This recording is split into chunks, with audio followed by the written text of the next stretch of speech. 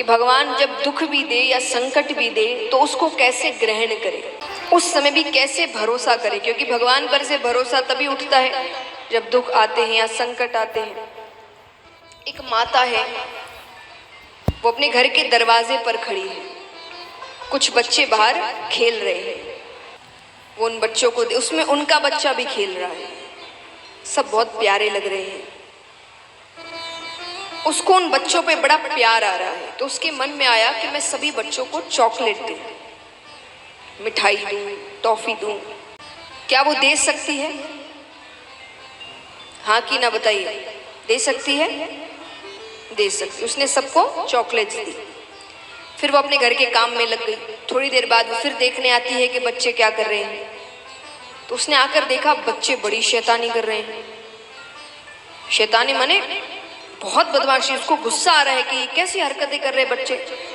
उसको इतना गुस्सा आया कि उसके मन में आया कि मैं सभी बच्चों को एक एक थप्पड़ मारूं। वो मार सकती है वो सब बच्चों को थप्पड़?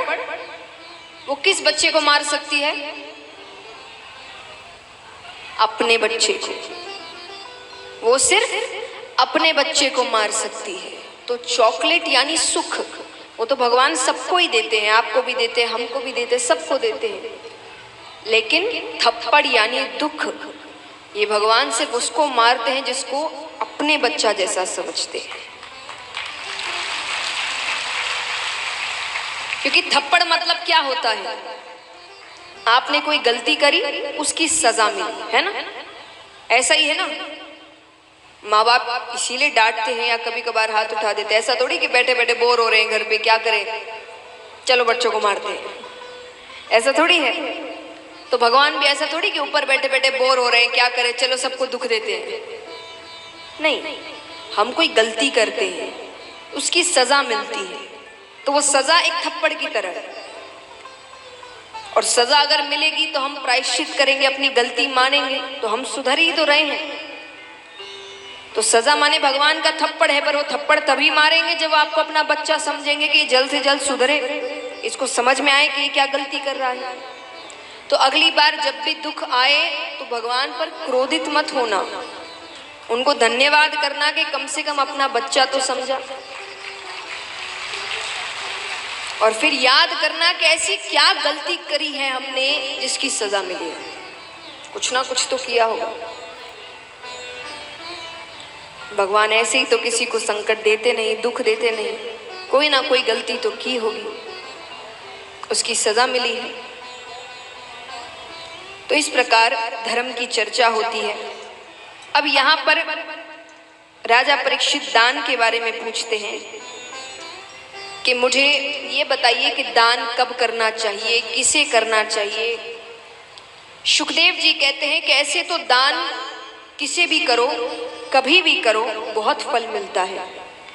लेकिन कुछ दिन होते हैं जब आप दान करें तो आपको विशेष फल प्राप्त होता है। जैसे 2 आयन होते हैं, उत्तरायण दक्षिणायन, तब आप दान करें तो आपको विशेष फल प्राप्त होता है।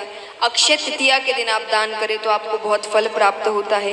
आपके घर में किसी का जन्म हो तब आप दान करें तो आपको बहुत फल प्राप्त होता है। या किसी की मृत्यु हो जाए आप तब दान करें तो बहुत फल प्राप्त होता है। लेकिन दान भी सुपात्र को करो, जिसको सच में जरूरत है। कुपात्र को दान करोगे तो वो उल्टा पड़ जाएगा। कुपात्र माने किसी ऐसे को आपने पैसे दे दिए या कुछ भी दे दिया जिसका वो गलत इस्तेमाल कर रहा है, तो वो जो भी गलत काम कर रहा है उसका पाप आपको चढ़ेगा, क्योंकि पैसे किसने दिए। इसलिए दान कभी भी कुपात्र को नहीं करना। जिसको सच में जरूरत है, आपके दिए हुए पैसे उसके जीवन में एक बदलाव लेकर आ सकते हैं, उनको दान करिए।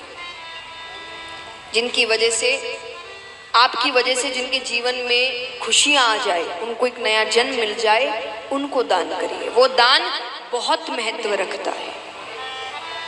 अब यहाँ पर राजा परीक्षित पूछते हैं कि प्रभु ऐसा कभी हुआ है कि किसी पशु को भगवान ने दर्शन दिए हो? सुखदेव जी कहते जरूर हुआ है। कब हुआ? वो बताते हैं त्रिकूट नामक एक पर्वत था, उसके पास एक सरोवर बहता था। उस सरोवर में गजेंद्र नामक हाथी आया करता था। हाथी भी कैसा? सफेद हाथी, अत्यंत सुंदर और इतना शक्तिशाली कि उसके सुगंध से शेर डर कर भाग जाए। सिर्फ सुगंध से। वो अपने परिवार के साथ क्रीड़ा करने आता है। अब वो सूंड में कभी पानी भरकर बच्चों पे फेंके, बच्चे कूदने लग जाए, कभी पानी लेकर पत्नी पर फेंके, पत्नी शर्मा जाए। तो वो परिवार के साथ अपनी क्रीड़ा कर रहे हैं। उसी पानी में, सरोवर में एक ग्राह आता है। ग्राह यानी मगरमच्छ। वो आकर गजेंद्र के पैरों को पकड़ता है। अब जैसे ही पैरों को पकड़ा, गजेंद्र सोचे ये इतना सा ग्राह मेरा क्या बिगाड़ लेगा, मैं इतना बड़ा, इतना शक्तिशाली। अब देखिए, जैसा मैं कहती हूं, हर कथा में एक सीख है, एक सार है। यहां पर गजेंद्र यानी हम और आप, और ग्राह यानी काल, मृत्यु। मृत्यु हमेशा पहले पैरों को पकड़ती है। पैरों में दर्द रहने लग गया है, ज्यादा ऊंचा चढ़ा नहीं जाता, घुटनों में दर्द रहने लग गया है, इसका मतलब काल ने पैरों को पकड़ लिया है। अब सुधर जाओ। पर हम कौन हैं? हम कौन हैं? गजेंद्र। ये मेरा क्या बिगाड़ लेगा? अब यहां पर गजेंद्र पानी का पशु नहीं है, ग्राह पानी का पशु है। तो जैसे जैसे वो पानी में जा रहा है, उसकी शक्ति थोड़ी कम होती जा रही है और ग्राह की शक्ति बढ़ती जा रही है। वो खींच रहा है, खींचते खींचते खींचते बीच मझधार में लेकर जाता है। अब गजेंद्र डूबने लगा। डूबने लगा तो वो अपनी पत्नी को पुकारता है, अरे मेरी रक्षा करो, मेरी मदद करो, मैंने तुम्हारे लिए क्या नहीं किया। पत्नी कहे, मदद तो कर दूं, लेकिन क्या पता आपकी मदद करने आऊं, वो आपके पैर छोड़कर मेरे पैर पकड़ ले। मैं नहीं आ सकती। बच्चों से कहा, तुम तो मेरी सहायता करो, अरे तुम्हारे लिए मैंने अपने सपने त्याग दिए, तुम्हारे लिए मैंने अपने सपने त्याग दिए, तुम तो मेरी मदद करो। बच्चे कहते, आप चिंता मत करिए, आपका सारा काम अच्छे से करेंगे। समझे मतलब? मरने के बाद जो काम होता है वो अच्छे से करेंगे, चिंता मत करिए। अब वो कहे, मैं जिंदा हूं, कैसी बातें कर रहे हो। दोस्तों को, सबको पुकारता है, कोई सहायता नहीं करता। कौन अपनी जान जोखिम में डाले?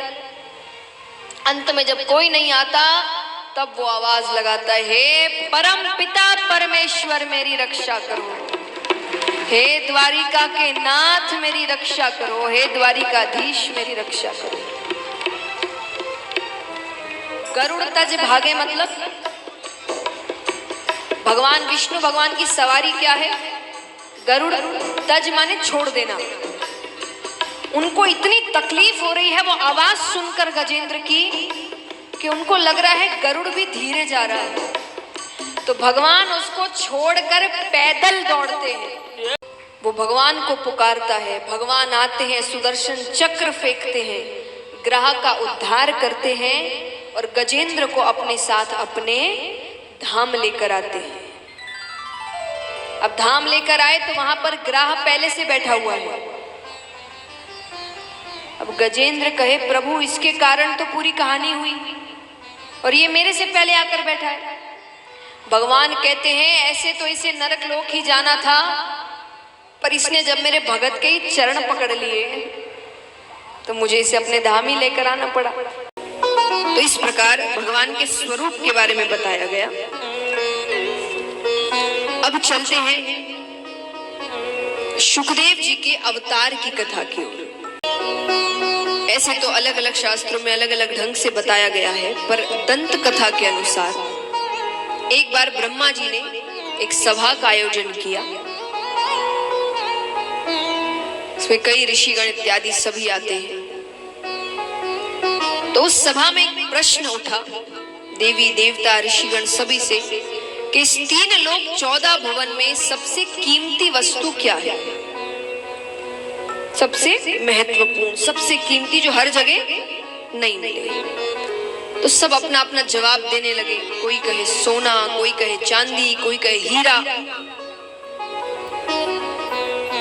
तो वहां ऋषिगण भी बैठे थे, उन्होंने कहा नहीं नहीं, ये चीजें तो बहुतों के पास मिलेगी, यहां भी होगी। कितनों के पास सोने की कोई ना कोई वस्तु होगी, कईयों के पास है। तो जो कईयों के पास हो वो सबसे कीमती कैसा हुआ? सबसे कीमती तो हर किसी के पास होना नहीं चाहिए। तो ऋषिगण कहते ये तो बहुतों के पास मिलता है। तो बोले फिर आप बताइए सबसे कीमती क्या है? तो ऋषिगण कहते हैं अगर सबसे कीमती कुछ है तो वो है प्रेम।